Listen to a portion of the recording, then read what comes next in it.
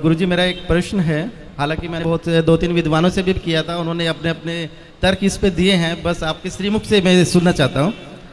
कहते हैं कि हम सब एक भगवान की कठपुतली हैं, जैसे वो नचाते हैं हम नाचते चले जाते हैं। तो जो हम कर्म करते हैं, चाहे वो अच्छे कर्म कर रहे हो या बुरे कर्म करते हैं, उसमें भी भगवान की इच्छा होगी जिससे हम वो कर्म कर रहे हैं। तो जब हम कोई बुरा कर्म करते हैं तो उसका दंड हमें क्यों मिलता है सर? मेरा ये प्रश्न है। बहुत सुंदर प्रश्न है इनका, बड़ा गहरा है, बड़ा अच्छा सवाल है। बहुत कम लोग प्रश्न करते हैं ऐसा, आपने प्रश्न किया है, उत्तर दे रहे हैं। सारी काम भगवान करते हैं, कहते हैं ईश्वर की मर्जी के बिना पत्ता भी नहीं हिलता। तो जब सब भगवान करते हैं तो फिर पापी व्यक्ति क्यों है? बिल्कुल बिल्कुल, है ना। हमने चोरी की तो फिर हमने वो भी ईश्वर की मर्जी से की, क्योंकि सब ईश्वर की मर्जी से हो रहा है। ये सवाल है आपका। जी जी बिल्कुल। अब उत्तर के लिए आपसे ही मैं प्रश्न करूंगा। जी बिल्कुल। आपकी एक गाड़ी है, माना कि एक कार आपकी है और आप मालिक हैं, कार के मालिक। आपने एक ड्राइवर लगा रखा है जी। आपने ड्राइवर से कहा कि गाड़ी लेके स्टेशन चले जाओ, गाड़ी लेके एयरपोर्ट चले जाओ, गाड़ी लेके मार्केट चले जाओ। तो आप जो कहते हैं आपका ड्राइवर वहीं ले जाएगा गाड़ी। जी। गाड़ी आपकी मर्जी से चलती है, चलाता तो ड्राइवर है पर मर्जी आपकी है, सही है? जी बिल्कुल। आपने गाड़ी एयरपोर्ट के लिए रवाना की, जा बेटा मेरे गेस्ट आ रहे हैं, जाओ एयरपोर्ट से लेके आओ। ड्राइवर गाड़ी लेके चला, आपकी मर्जी से जा रहा है। जी जी। पर रास्ते में वो गाड़ी को किसी डिवाइडर से ठोक देता है, तो गाड़ी का एक्सीडेंट हो गया, गाड़ी का नुकसान हो गया, गाड़ी क्षतिग्रस्त हो गई। तो क्या ये आपकी मर्जी थी? जी नहीं। आपकी मर्जी थी कि गाड़ी एयरपोर्ट जाए, पर गाड़ी का एक्सीडेंट हो गया, गाड़ी गड्ढे में गिर गई। ये आपकी मर्जी नहीं थी, ये मर्जी नहीं थी, ये गलती थी। किसकी? आपकी नहीं, ड्राइवर की। हाँ या ना? जी।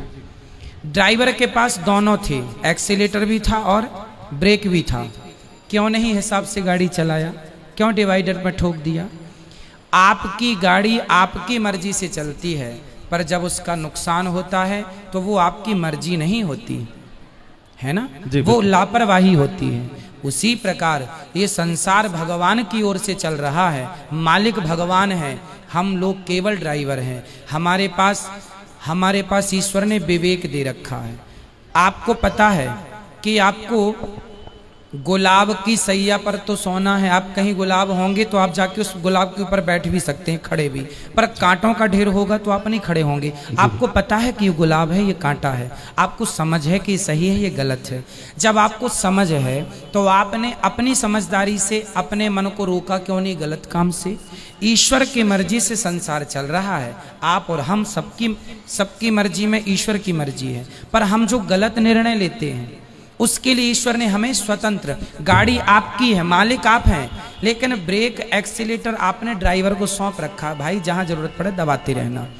उसी प्रकार ईश्वर ने भी हमें बुद्धि देके स्वतंत्र कर दिया है कि जहां जरूरत पड़े वहां अपने हित में अहित में सोच लेना। आपको कहा जाए कुएं में गिर जाओ, आप नहीं गिरेंगे, आपको पता है ये गलत है। तो आपको स्वयं को ईश्वर ने इतनी पावर दे रखी है। मालिक तो आप हैं गाड़ी के, लेकिन कुछ पावर ड्राइवर के पास भी है ना, ब्रेक एक्सीलेटर। उसी प्रकार संसार ईश्वर का है, संसार ईश्वर की मर्जी से चलता है। पर जब आप गलत करते हैं तो वो ईश्वर की मर्जी नहीं होती, वो आपके मन की गलती होती है। आपने अपने मन को नियंत्रित क्यों नहीं किया? ड्राइवर ने गाड़ी को क्यों नहीं नियंत्रित किया? अब नुकसान हुआ है तो वो ड्राइवर को भी चोट लगेगी, मालिक को चोट नहीं लगेगी। भाई एक्सीडेंट हुआ है तो चोट मालिक तो घर में बैठा है, मालिक तो परमात्मा है। अब तुम ही ड्राइवर हो तो तुम ही भोगो फिर। तो अपने अपने किए का दंड, ईश्वर की मर्जी से संसार चलता है, पर उन्होंने हमें सही गलत की सोच दे रखी है। सही गलत क्या है वो पहचान दे रखी है। अब आप गलत करें तो इसमें दोषी ईश्वर कैसे हो सकता है? जी गुरुजी, लेकिन मेरा एक थोड़ा सा डाउट है गुरुजी। जी। हमने रामायण सीरियल देखा है टीवी में, ठीक है। उसमें ये दिखाया गया था कि जब राम जी लंका को जीत लेते हैं और माता सीता जी जब अग्नि परीक्षा देती हैं, उसके बाद में राजा दशरथ जी आसमान में प्रकट होते हैं। बिल्कुल। और वो राम जी को बोलते हैं कि मुझे तुम पर बहुत गर्व है, मैं तुमसे बहुत खुश हूँ। तो भगवान राम वहाँ पे उनसे एक चीज़ मांगते हैं कि आप मुझे एक वचन दे दो कि आप जो है माता कैकेयी को क्षमा कर दो, उनकी इसमें कोई गलती नहीं। लेकिन वो जो आप बता रहे हैं कि एक विवेक और जो बुद्धि जो दे रखी है, वो भगवान ने सभी को दे रखी है, वो माता कैकेयी को भी दे रखी थी। ठीक है। लेकिन उन्होंने गलत निर्णय लिया, लेकिन भगवान ने उनको क्षमा कर दिया।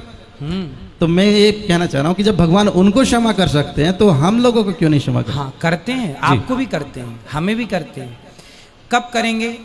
जब शरण में कैकेयी माँ चित्रकूट जब आई थी ना, तो उन्होंने क्षमा मांग ली थी राम जी से, आत्मसमर्पण कर दिया था, बेटा अपराध हो गया, राम यदि तुमने मुझे माफ कर दिया तो वचन दो कि अगली बार तुम मेरे पुत्र बन के आओगे। वही कैकेयी माता देवकी बनी और फिर उनके गर्भ से श्री कृष्ण प्रकट हुए। तो भगवान कहते हैं तुम कितने भी बड़े पापी हो, यदि मेरे सामने आके आत्मसमर्पण कर दोगे और मेरे हो जाओगे, मैं भूल जाऊंगा कि तुमने कोई पाप किया है। ये बात लिखी है लिखित में सुनिए। सन्मुख होहि जीव मोहि जबहि, जन सन्मुख होई मतलब जब मेरे सन्मुख आ जाएगा, समर्पण कर देगा, तो जन्म कोटि करोड़ों जन्मों के पाप मैं भूल जाऊंगा। ये लिखा है।